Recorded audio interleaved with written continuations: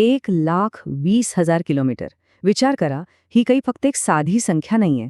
14व्या शतकात जेव्हा विमाने नव्हती, रेल्वे नव्हत्या, साध्या मोटरगाड्याही नव्हत्या, तेव्हा एका माणसाने पार केलेलं हे अफाट अंतर आहे. इतिहासातल्या सर्वात महान मध्ययुगीन प्रवाशाने अक्षरशः जगाच्या पाठीवर चालून, घोड्यावरून आणि जहाजातून हा पल्ला गाठला होता. हे सगळं ऐकायला एखाद्या चित्रपटासारखं वाटतं, नाही का? आजच्या या विशेष विश्लेषणात आपण अशा एका अफाट प्रवासाचा मागोवा घेणार आहोत, ज्याने सलग 30 वर्ष चालून 14व्या शतकातल्या जगाचा इतिहासच बदलून टाकला. आपण बोलतोय इब्न बतूता आणि त्यांच्या रिहला या जगप्रसिद्ध ग्रंथाबद्दल. एका माणसाची नुसती उत्सुकता संपूर्ण जगाला कशी सांधू शकते, हे आपण आज पाहणार आहोत. चला तर मग या ऐतिहासिक प्रवासात डुबकी मारूया. आजचा आपला हा प्रवास 5 मुख्य टप्प्यांतून जाणार आहे. सुरुवातीला आपण या महान मध्ययुगीन प्रवाशाची ओळख करून घेऊ. मग एका साध्या यात्रेचं महाकाव्यात कसं रूपांतर झालं ते पाहू.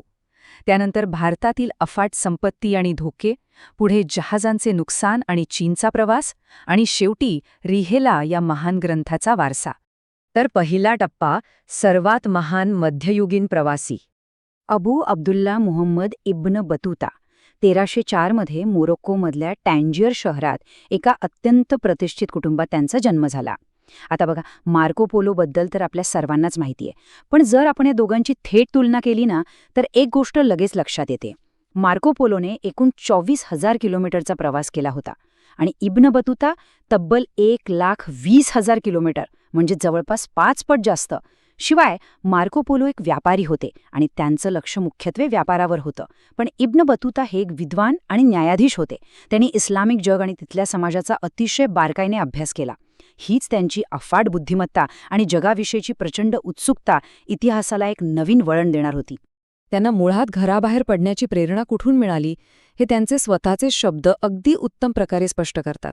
ते म्हणतात, कोणत्याही सोबत्याशिवाय, माझ्या आतल्या एका तीव्र इच्छेने प्रेरित होऊन.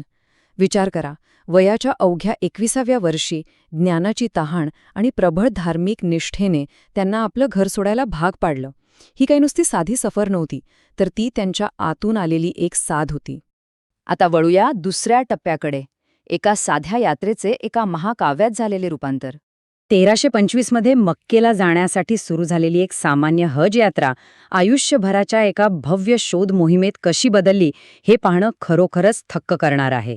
त्यांच्या या प्रवासाचा कालक्रम बघा.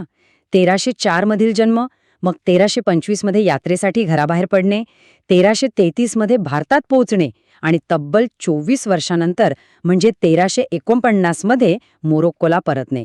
उत्तर आफ्रिका, इजिप्त आणि त्याही पलीकडे पसरलेल्या या प्रवासाची व्याप्ती प्रचंड मोठी होती. जवळपास 30 वर्ष ते आपल्या मातृभूमीपासून दूर होते. पण लक्षात घ्या, हा काही सुखाचा किंवा आरामदायी प्रवास अजिबात नव्हता. त्या काळातले रस्ते म्हणजे अत्यंत धोकादायक. निर्दयी लुटारो, समुद्रातली भयंकर वादळं, रखरखीत आणि जीवघेणी वाळवंट, भयंकर आजार आणि नेहमीचे अस्थिर राजकीय संघर्ष. मोरोक्को ते इजिप्त आणि पुढे जाताना त्यांनी या सर्व संकटांचा वारंवार सामना केला. पण तरीही ते अजिबात डगमगले नाहीत. अतिशय निडरपणे पुढे जात राहिले. आणि म्हणूनच मक्केतली ती धार्मिक यात्रा पूर्ण झाल्यावर जे घडलं ते अतिशय लक्षणीय आहे. घरी परतण्याऐवजी त्यांनी एक मोठा निर्णय घेतला. त्यांनी ठरवलं, मी प्रवास करणं आता कधीच थांबवणार नाही. हाच तो क्षण होता जिथून त्यांनी पर्शिया, मध्य आशिया आणि त्यापुढील एका पूर्णपणे अज्ञात जगाकडे आपली पावलं वळवली. तिसरा टप्पा, भारतातील अफाट संपत्ती आणि धोके. 1333 मध्ये जेव्हा ते दिल्ली सल्तनतच्या अतिशय श्रीमंत आणि प्रबळ दरबारात पोहोचले, तेव्हा त्यांचं आयुष्यच पूर्णपणे बदलून गेलं. इस्लामिक कायदा आणि धर्मशास्त्रातल्या त्यांच्या सखोल ज्ञानामुळे त्यांच्यासाठी अनेक मोठी दारं उघडली गेली. सुलतान मोहम्मद बिन तुगलक त्यांच्या विद्वत्तेवर इतका खुश झाला की त्याने इब्न बतूता यांना थेट दिल्लीचे काझी म्हणजेच मुख्य न्यायाधीश म्हणून नियुक्त केले. विचार करा, एका परदेशी माणसाला अनोळखी दरबारात एवढं मोठं आणि शक्तिशाली पद मिळणं ही काही साधी गोष्ट नव्हती. पण दिल्लीतलं त्यांचं जीवन काही सोपं नव्हतं. सुलतान मोहम्मद बिन तुगलक याचं व्यक्तिमत्व अतिशय दुहेरी होतं. तो अतिशय बुद्धिमान, सुशिक्षित आणि खूप उदार होता, पण त्याच वेळी तो अत्यंत क्रूर, लहरी आणि भयानक शिक्षा देणाराही होता. इब्न बतूता यांनी स्वतः नोंदवून ठेवलंय की सुलतान एका दिवशी एखाद्याला सोन्याने मडवू शकत असे आणि दुसऱ्याच दिवशी त्याच व्यक्तीला थेट फाशी देऊ शकत असे. त्यामुळे दरबारात नेहमीच भीतीचं आणि तणावाचं वातावरण असायचं. मात्र या राजकीय तणावापलीकडे जाऊन पाहिलं तर मध्ययुगीन भारताने त्यांना पूर्णपणे भुरळ घातली होती. इथलं प्रचंड कृषी उत्पादन, समृद्ध बाजारपेठा, हत्ती, माकडे आणि मोरांसारखे त्यांच्यासाठी अगदी नवीन असलेले प्राणी, दुर्मिळ मसाले आणि इथला मॉन्सूनचा पाऊस. मोरोक्कोहून आलेल्या या प्रवाशासाठी भारताची ती अफाट आर्थिक संपत्ती आणि इथला निसर्ग खरोखरच डोळे दिपवणारा होता. चला पुढे जाऊया. टप्पा 4, जहाजांचे नुकसान, चीनचा प्रवास आणि परतीचा मार्ग. इकडे सुलतानाचा संशय वाढू लागल्याने इब्न बतूता यांच्या थेट जीवावर बेतण्याची वेळ आली होती. पण नशीब बलवत्तर म्हणून सुलतानाने त्यांना आपला राजदूत म्हणून थेट चीनला पाठवण्याचा निर्णय घेतला. पण मंडळी, चीनचा हा प्रवास सुरुवातीलाच एका भयंकर आपत्तीत बदलला. त्यांच्या जहाजांवर लुटारूंनी हल्ला केला.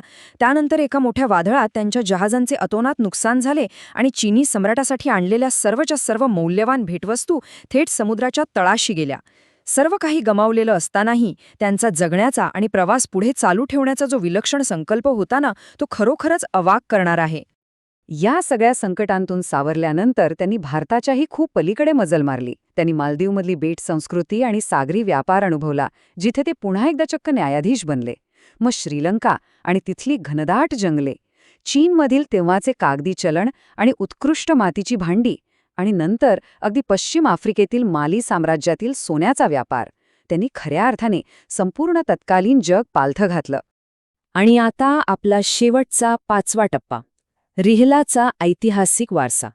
अनेक दशकांनंतर अखेरीस ते आपल्या मातृभूमीत म्हणजेच मोरोक्कोमध्ये परतले, तेही आपल्या संपूर्ण आयुष्यातील अमूल्य ठेवा जगासमोर मांडण्यासाठी. रेहला या शब्दाचा अर्थच मुळी प्रवास किंवा प्रवासाचे वर्णन असा होतो. त्यांनी आपले हे सर्व अनुभव इब्न जुशैय्यह नावाच्या एका विद्वानाला सांगून लिहून घेतले. या ग्रंथाचं संपूर्ण नावच त्याचं महत्त्व सांगून जातं. शहरांची आश्चर्य आणि प्रवासातील चमत्कारांचे चिंतन करणाऱ्यांसाठी एक उत्कृष्ट कलाकृती. हा ग्रंथ म्हणजे त्यांच्या या अफाट प्रवासाचा, त्यांच्या संपूर्ण आयुष्याचा एक अमर पुरावा आहे. तर आता आपण विचार करूया की हा रिहाला ग्रंथ आजच्या काळात इतका महत्त्वाचा का आहे? कारण ह्या ग्रंथामुळेच तो मध्ययुगीन इतिहास आज जतन झाला आहे.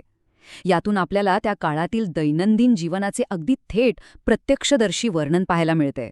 जर इब्न बतूता यांची ती अफाट स्मरणशक्ती नसती ना, तर 14व्या शतकातील आफ्रिका, भारत आणि आशियाबद्दलचे आपले आजचे ज्ञान खूपच अपूर्ण राहिलं असते. त्यांनी अक्षरशः खंडार झालेल्या संस्कृतींना जोडण्याचं आणि मानवी भौगोलिक ज्ञानाच्या कक्षा रुंदावण्याचं फार मोठं काम केलं आहे.